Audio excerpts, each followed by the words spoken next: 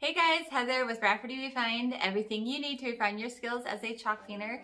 So today it's a really special makeover. I'm actually doing a collaboration with Stephen and Ashley with Henson Home Furnishings. How this works out is that we saw each other's pieces ahead of time. We picked out a paint color for each other from Wise Owl Paint Company, and then we each picked out our decorative finish for each other. So this is going to be super exciting. I will link their video down below so you can go check that out after mine. And with that said, let's go ahead and get into it and see what they picked out for me.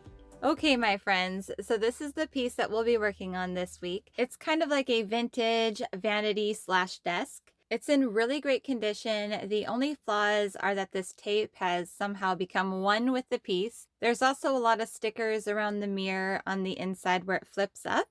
So I'll just go ahead and scrape all that off. I'll get this nice and cleaned and all sanded down, and then we're ready for paint.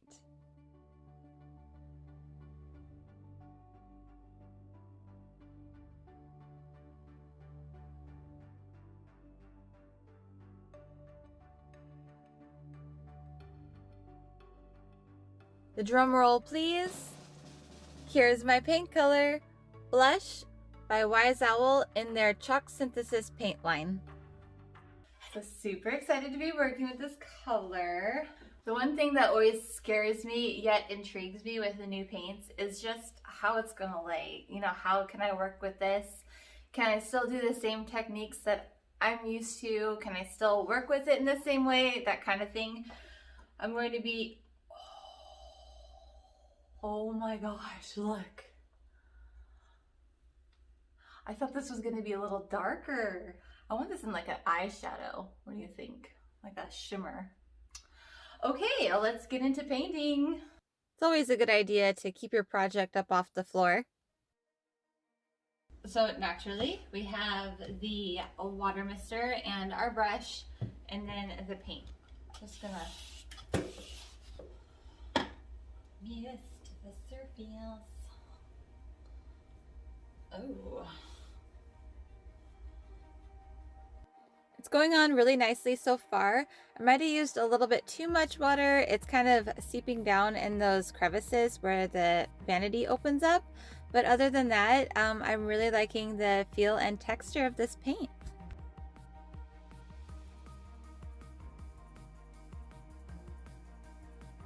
So here's what the first pass looks like.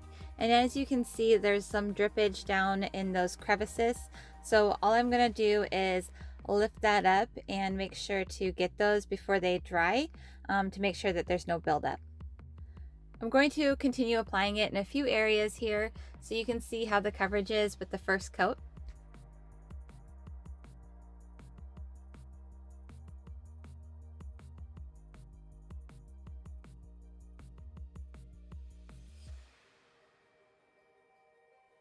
So here's the second coat. Great coverage, as you can see. However, there's just one slight hiccup that I've run into.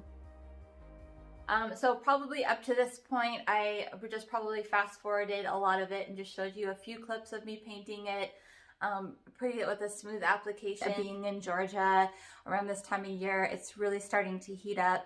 And Wise Owl, this chalk synthesis paint is a porous paint. So it's really chalky basically.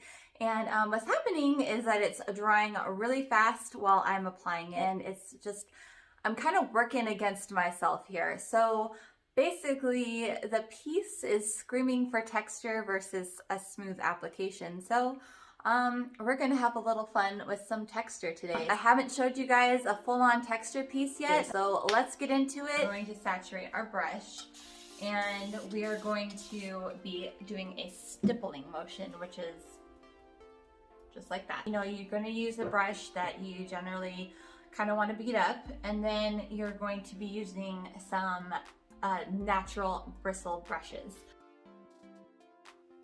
I'm going around with the big brush and those patting motions, just getting everywhere to get that texture down. And then I use the smaller brush in the smaller areas to do the same thing. To create dimension, we need a light color and a dark color and then the medium color. So I know that the blush is pretty light, but we can go lighter. I want to honor the Wise Owl collaboration as well as keep that blush tone as our base. So I'm going to be adding some of that acrylic white into the blush and giving it a good stir, and then using that as my highlight for this piece.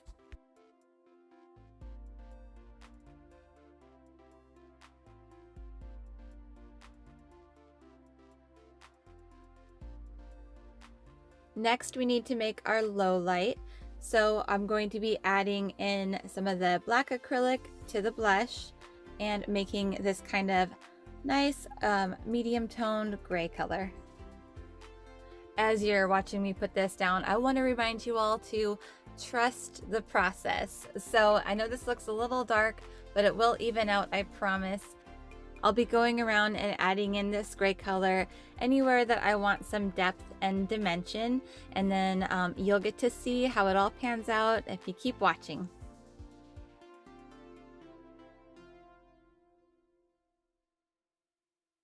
Now I have 3 containers here. One is the darker shade, one is the neutral shade, which is the original that we painted with, and then one is that lighter shade that we mixed in with the white. And now I'm just gonna go through and balance everything out. You'll just see me kind of working in little sections at a time until we achieve that desired look.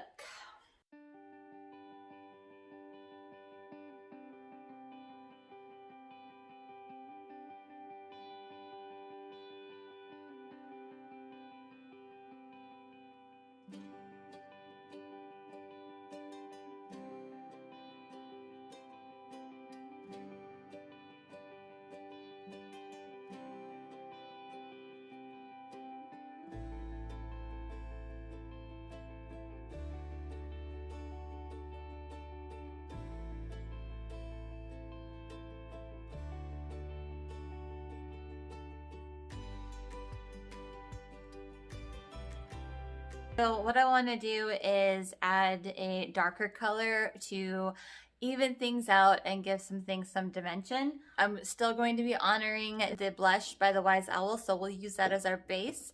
And then I'll be adding in a few other colors, and then we'll get going on some dry brushing. So we have plum and a berry wine. So I'm going to see how it looks and maybe just put like a squirt of both in depending on how it mixes with the blush.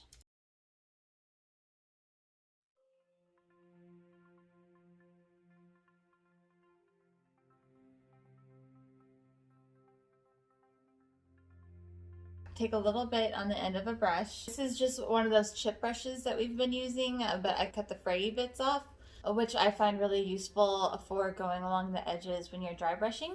And then just have like a little piece of cardboard. What you're gonna do is kind of wipe it on the cardboard. This is called unloading. So you're unloading your brush. I'll probably have to get a bigger piece of cardboard actually, but for demonstration purposes. So you wanna wipe it off until you hardly have any pigment on the surface that you're wiping it off on. So this kind of ensures that you're going to go in lightly and your pigment's not going to be too heavy at the beginning. Hey, doesn't that look so pretty? Okay, so now you can tell the difference with the brush. The paint is worked into the bristles and it's no longer shiny, it looks dry. And now we can go in along the edges and it'll give off a little pigment as we go.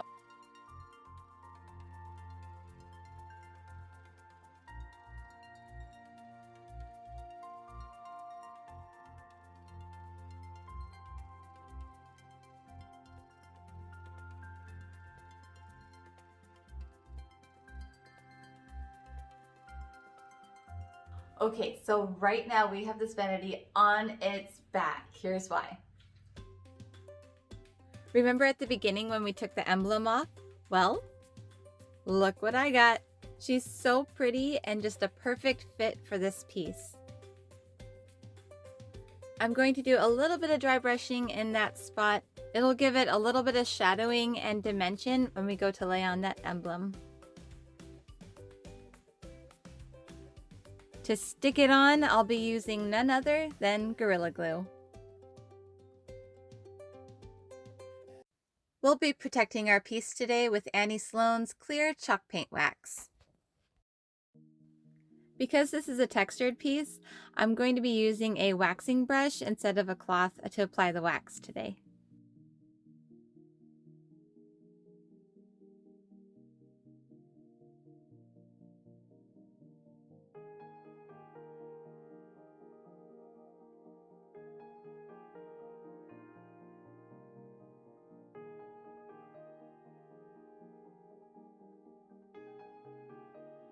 We got some new pretty knobs from Hobby Lobby.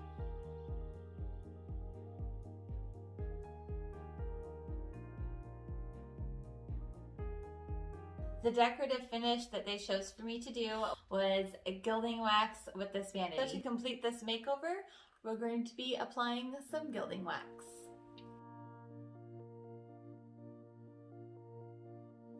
I'm using a brush and going around the edges, and I'm kind of staying away from a really bold look and kind of giving everything a nice kiss of gold, kind of keeping it around the edges and the peaks, and I'll also be highlighting the hardware.